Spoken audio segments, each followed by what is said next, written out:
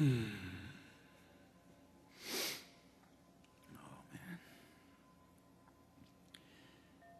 What a night.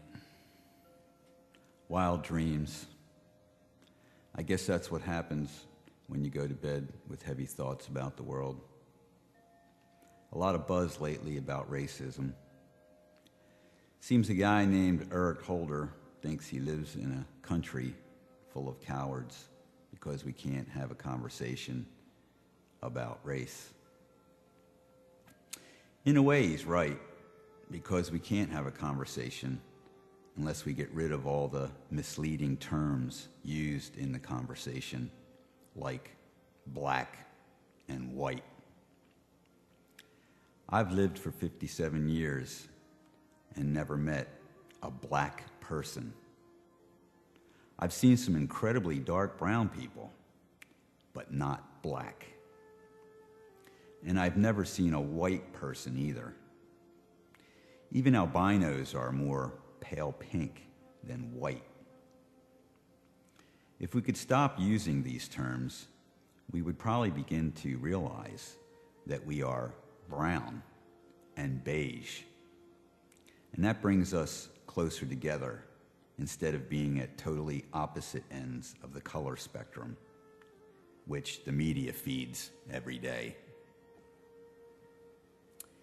We even have racism between people of the same color because of nationality. When I was around 13, I had a crush on a girl in school. Her name was Judy.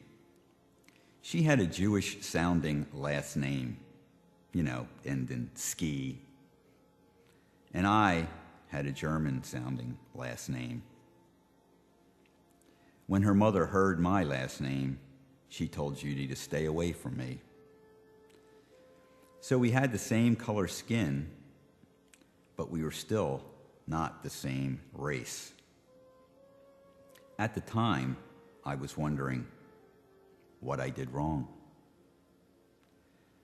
When I was 15, I was in a really cool band called the Tone Nations. Our drummer and lead singer had dark skin, and the other guitar player and I were light-skinned. We didn't look at each other as different. We were bandmates, fellow musicians, and friends.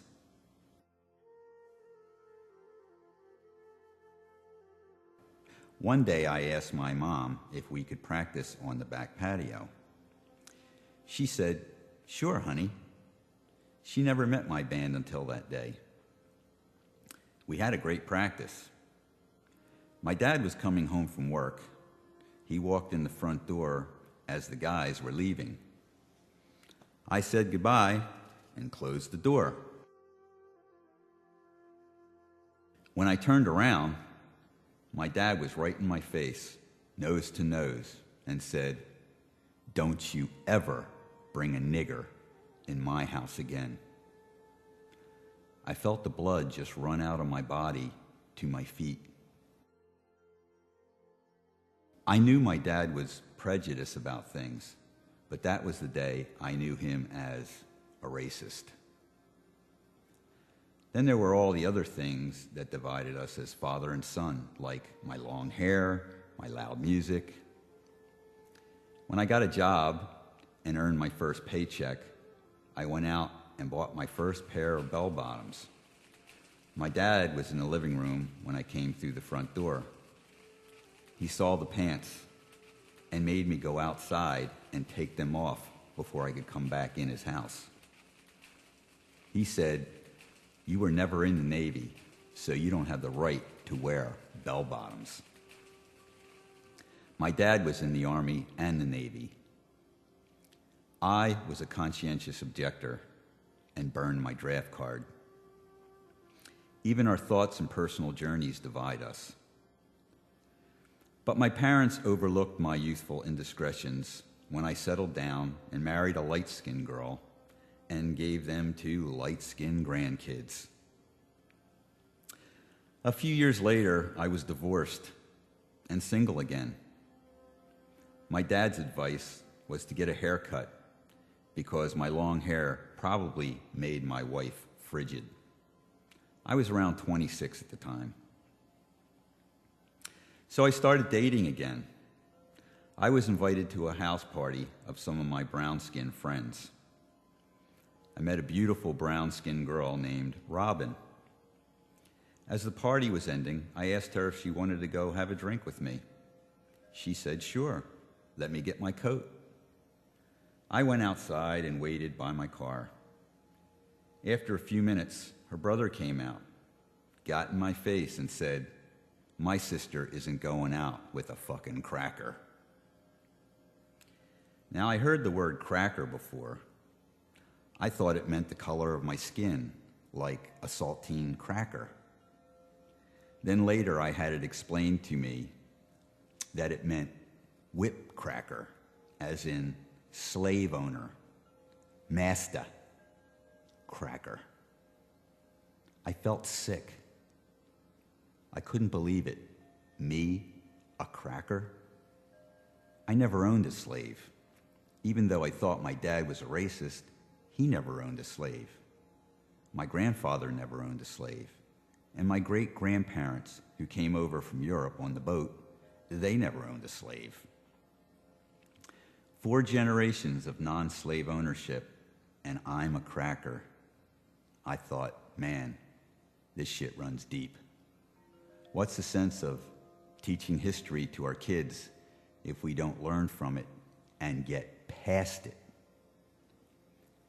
Because if you study history, you'll see that every group of people, no matter what nationality or color, have been slaves at one time or another. I had my first experience as a minority when I did some time in jail for my wild and rebellious ways. Whites or light-skinned people are about 10% of the population in prison. Blacks or dark-skinned people are about 60% of the population. And the other 30% are mixed, Asian and Hispanic, a lot of different shades of beige and brown. The lunch hall in prison was divided up according to race. And somewhere in the middle of the room was a blend of the overflow. I usually sat in that area.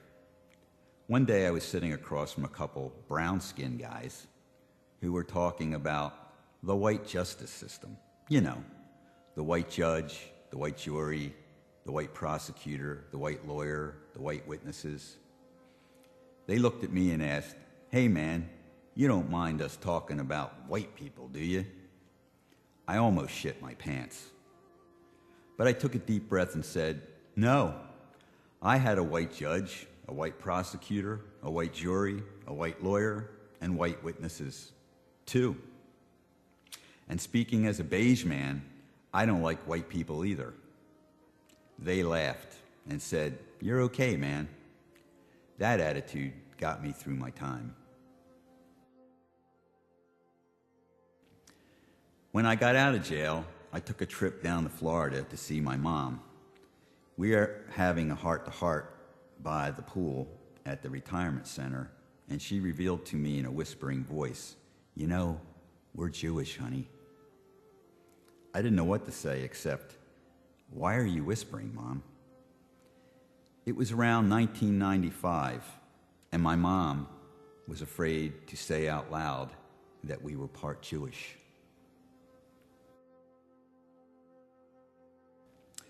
So here it is, February 2009, and we still can't talk about race. We have all been masters, we have all been slaves. The only conversation that we should be having is that we are only the human race. When I fill out my census forms, I always write human in the space for race. I suggest we all do the same. When that happens, the conversation will be over.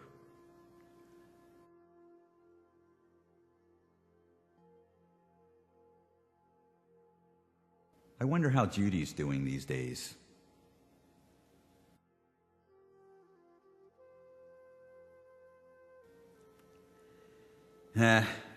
Guess I'll go clean the kitchen floor.